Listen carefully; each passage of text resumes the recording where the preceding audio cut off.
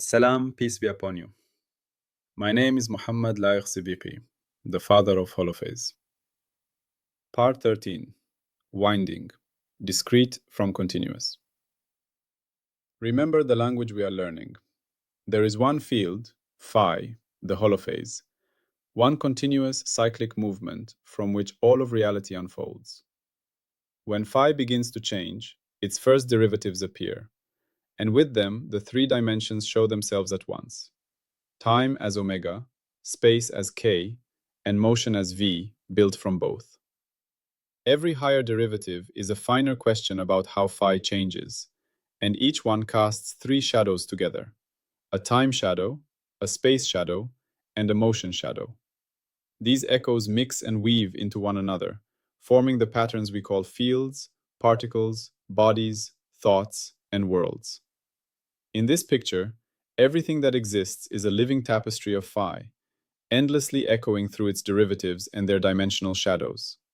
Today, we listen to just one of those echoes. We are in Episode 8, the pure abstract language.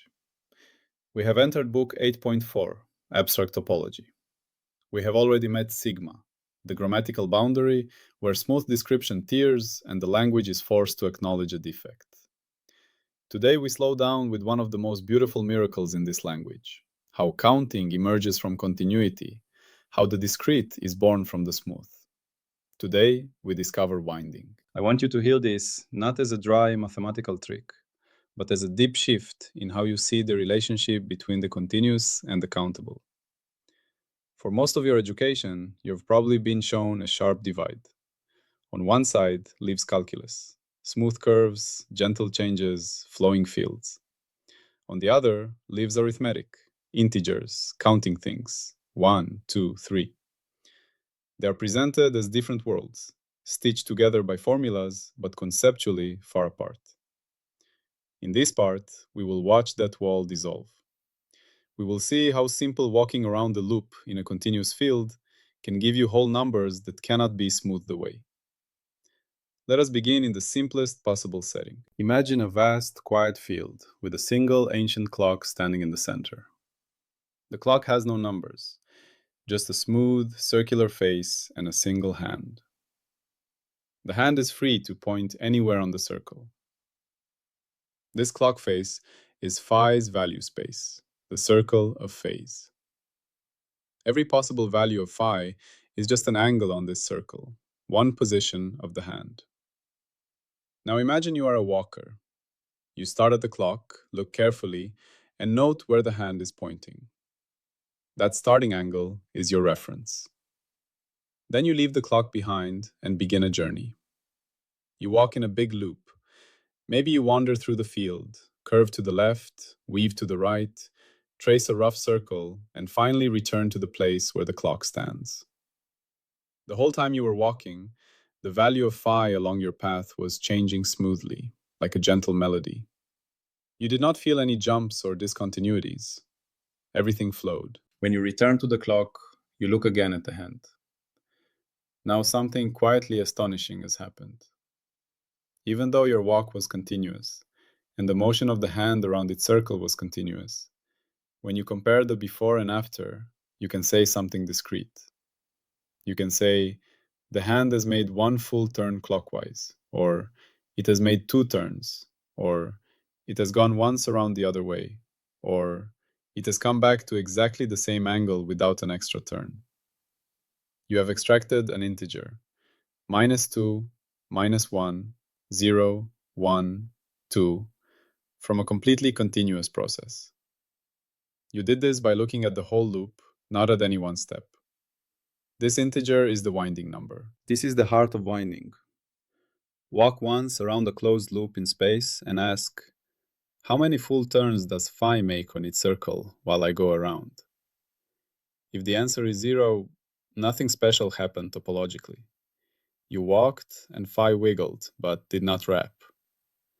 If the answer is +1, you made 1 full turn.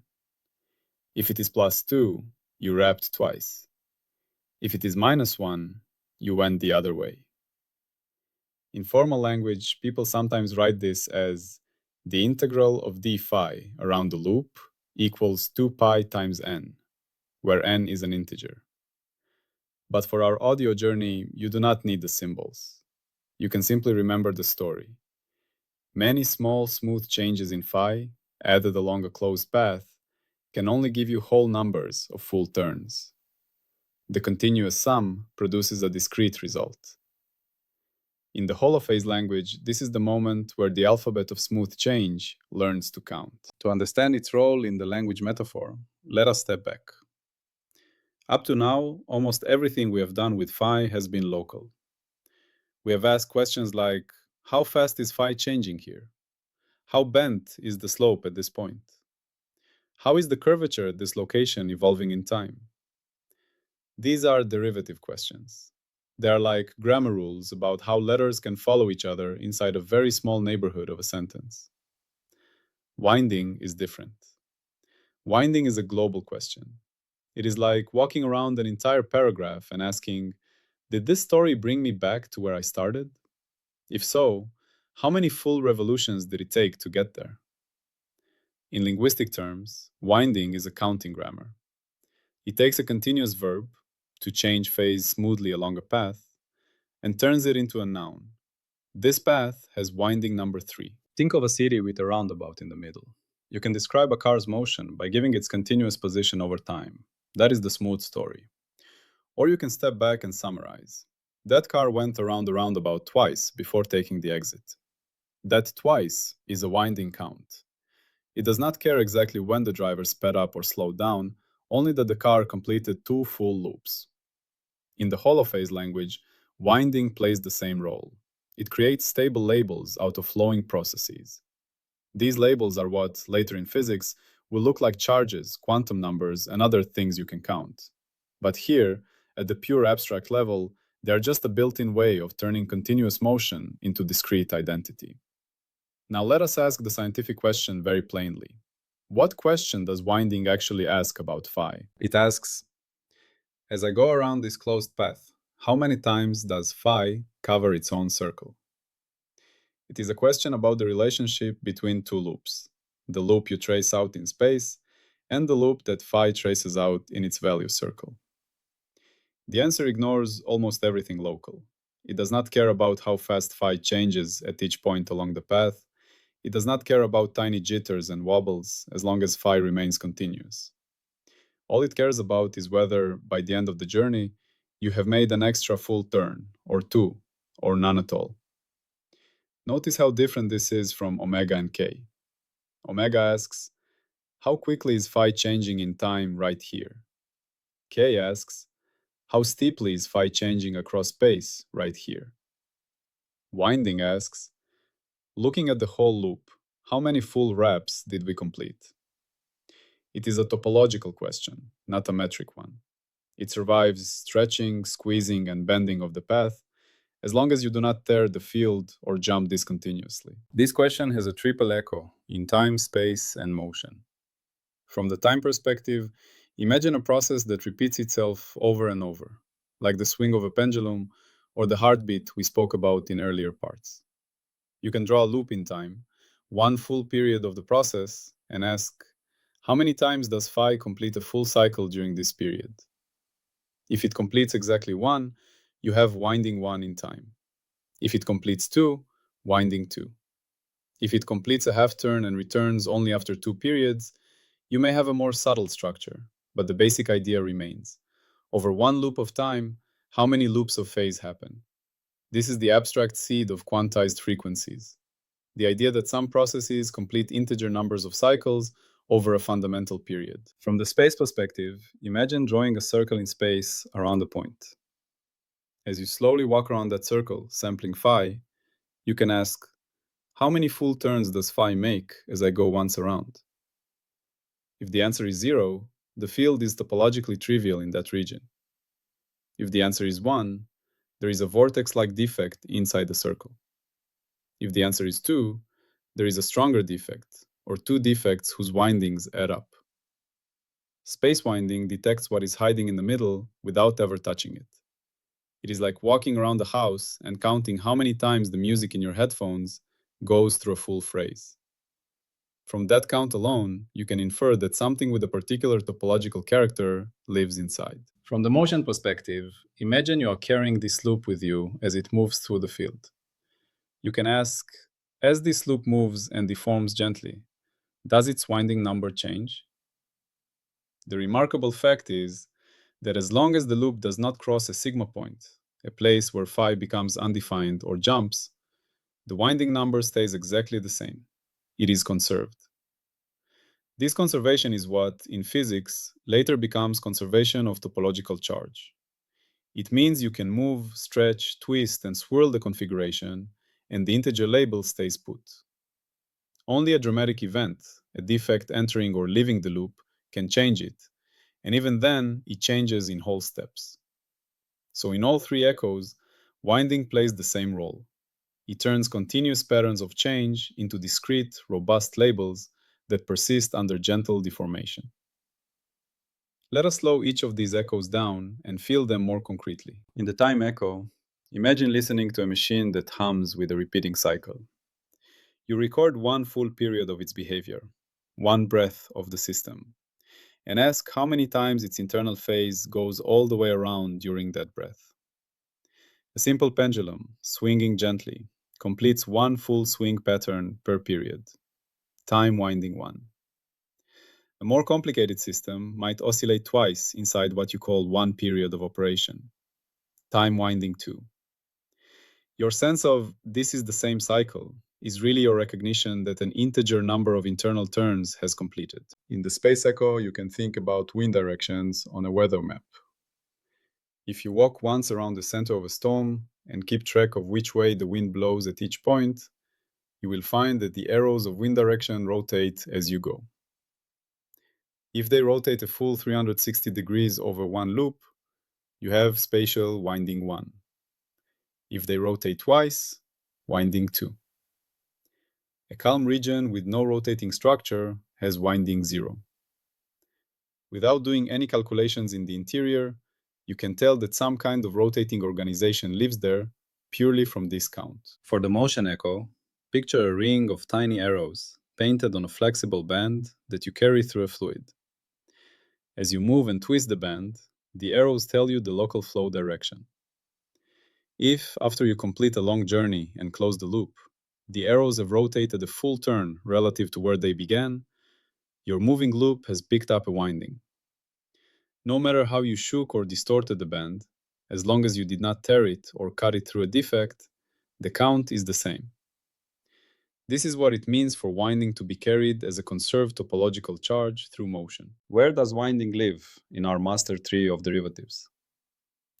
In an important sense, it does not sit on a single branch. It is not a first derivative, a second derivative, or any finite order. Winding is like a fruit that appears when you look at the whole tree from outside. The trunk of the tree is phi, living on a circle. The branches are the derivatives shooting off in every direction, asking ever finer local questions. Winding appears when you take one of those branches, or a whole bundle of them, and wrap it into a closed loop. The integer you get from that wrapping is the fruit.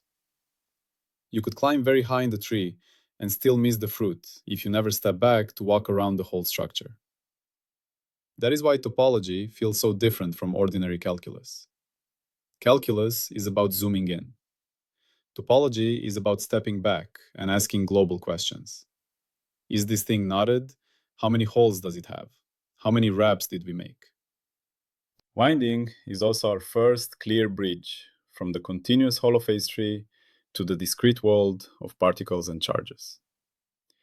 In earlier episodes, we talked about sigma, the set of defects where the language cannot be written smoothly.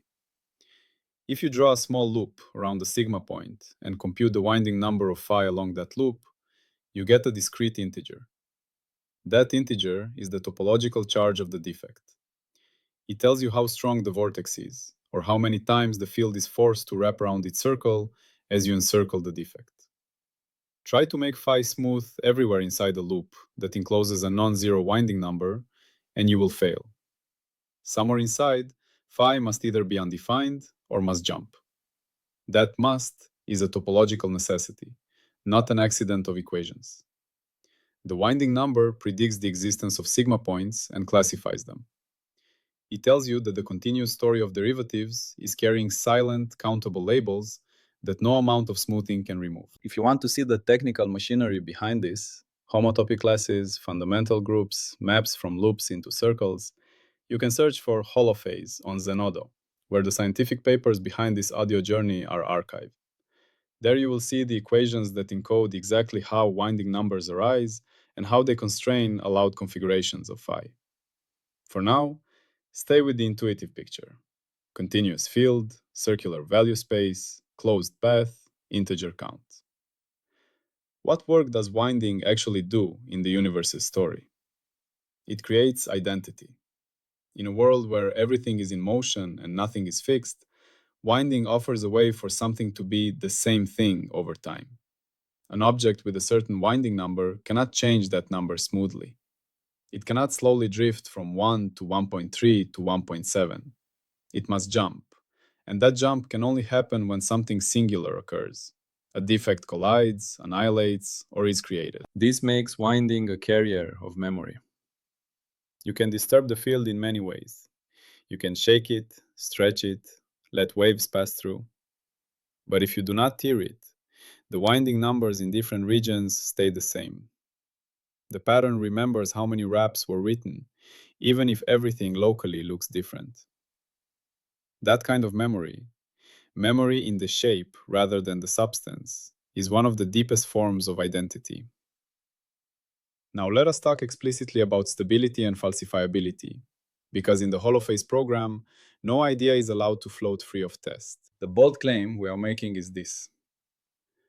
Whenever nature presents us with a truly conserved, truly quantized quantity, something that comes only in whole units and cannot be smoothly dialed, there should exist a way to see that quantity as a winding number, or as a close cousin of winding, of some phi-like field. Electric charge, for example, seems to come in discrete packets. Vorticity in superfluids appears in quantized circulation steps. Flux in superconducting loops appears in quantized units. These are strong hints that topology is doing real work in our universe. A typical measurement scenario looks like this.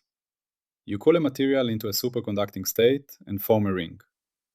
You thread a magnetic field through the ring and then steadily reduce it. You find that the magnetic flux trapped in the ring can only sit at discrete values, jumps of one flux quantum. The standard explanation already uses a complex field with a phase. In holophase language, that phase is one small projection of phi. The winding number of that phase around the ring matches the integer count of trapped flux. Winding has stepped out of abstraction and into the lab. Stability in this context means that again and again, whenever we probe such systems, the integer nature of the quantity persists. It is not a matter of measurement precision. It is a structural fact.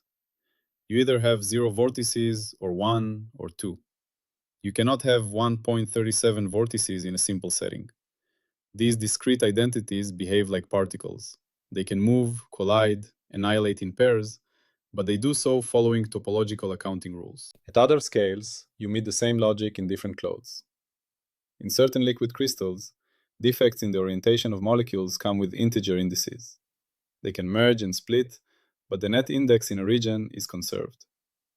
In crystals, dislocations carry Burgers vectors, discrete steps in the lattice, that add and subtract like winding numbers. In modern topological materials, conducting edge states appear that are tied to integer invariants of underlying phase structures. Remove the invariant, and the edge states vanish. Across all these examples, the story is the same. A smooth field, a cyclic or multi-valued structure, and an integer count that refuses to be washed out. Falsification would look like a clear counterexample. Imagine a fundamental, conserved quantity that is quantized, but cannot be written as any winding number of any sensible phi field. No matter how you try to model it with cycles on circles or more general cyclic spaces, you cannot make the counts match. Or imagine a supposed topological charge that can be changed smoothly without any singular behavior in the field. That would mean winding is not the right backbone for discreteness in that case. The holophase explanation would fail there, and would have to be revised or limited. This is not a weakness, it is a strength. It means our picture is vulnerable to data. It can be wrong in specific, observable ways. That is what makes it science. Let us ground all of this in some concrete imagery. Think of water draining in a sink. You see a whirlpool form. You can place tiny leaves or specks on the surface and watch them circle around the drain. If you imagine walking once around the drain, keeping track of the direction of flow, you find that the water has a definite sense of rotation, clockwise or counterclockwise. That sense and its full turn structure is a kind of winding. If you try to gradually unwind the vortex without ever stopping the flow or creating a new singularity, you would fail. The only way to get rid of it is to slow the flow until the whirlpool collapses, or to create another vortex of opposite sign and let them annihilate. The integer nature of how many times around is stubborn. Or picture a spiral staircase wrapped around a central column. You start at the bottom and walk up one full revolution. You end at a higher floor, but directly above where you started. If you walk 2 full turns, you end 2 levels up. The number of turns you make is a winding count. You can change how widely spaced the steps are, you can modify the curve of the railing, but as long as the staircase remains wrapped around the same column, the integer number of turns between floors does not change. Even in human stories, you can feel echoes of winding, as a loose analogy. A personal life can go through cycles that bring you back to the same place, but with more experience, more depth. Revolutions, reformations, complete changes in institutions often come in whole turns rather than arbitrary fractions. These are not literal windings of phi, but they remind us that sometimes the natural unit of change is not a little bit more, but one full cycle. The recognition skill you can carry from this part is simple. Whenever you see a system where something is counted in whole numbers, where that count is stable under small disturbances, and where changing that count requires a dramatic event, you are probably looking at the shadow of winding. The system may not literally be phi on a circle, but the same topological logic is at work. Finally, let us return to phi itself, because we must never lose sight of our promise. No new substances. The winding number is not a new kind of stuff in the universe. It is not a mysterious extra ingredient floating above the field. It is a number we associate with the configuration of phi, a property of how loops in space, or time, or motion space are mapped into loops on phi's value circle. It emerges from 2 simple facts. Phi is continuous, and phi lives on a circle. Continuity ensures that small changes in position produce small changes in phase. The circle ensures that those small changes can, in total, add up to some integer number of full reps. If phi lived on a line instead of a circle, many of these discrete phenomena would disappear, or take a very different form. The shape of the alphabet matters for what stories can be written. This perspective also reshapes how we think about information. When a configuration of phi carries a non-zero winding number, it is holding a bit of information that cannot be erased by gentle smoothing. You can think of it as a topological memory cell. Local noise can blur details of the field, small ripples, tiny fluctuations in gradients, but as long as the field remains continuous and the circle structure is respected, the integer label survives. In that sense, winding is a particularly robust way for the universe to store yes or no, plus or minus, 1 or 0 style information inside a continuous medium. You can feel a faint analog of this in your own habits and inner life. Some patterns in you are like small ripples on the surface. A passing mood, a fleeting thought, a momentary distraction. They are easily smoothed away. Other patterns feel more like full turns, commitments, deep beliefs, long practice skills. To truly change them, you cannot just make a tiny adjustment. You must go through something more like a full cycle, a decisive event, a turning point. Again, this is only an analogy, not literal physics, but it reminds us that some structures are stored in a way that makes them resistant to small perturbations. Winding is the Holophase prototype of that idea. Engineers are already beginning to exploit this in technology under the name topological protection. In certain materials, currents can flow along edges in a way that is guaranteed by an underlying winding-like invariant. Imperfections and bumps in the material do not easily stop the flow. The topological label protects it. In our language, these devices are learning to write with winding instead of with fragile local details. The hope is that such encodings will lead to more stable electronics and more robust quantum devices, and new, more reliable, secure ways of storing information. So zoom out with me one last time. Everything we have spoken about is still one field, phi, and its derivatives, the single language the universe uses to write every story. In Episode 8, we are studying that language in its pure abstract form, before it writes any particular world. In earlier parts, we met phi as a mathematical creature, learned that only its differences matter, and saw how its circular value space already hints at rhythm and periodicity. In this part, we have discovered that the same circle hides whole numbers inside it. By walking loops in the field, the language learns to count. From here, we will step into even richer territory.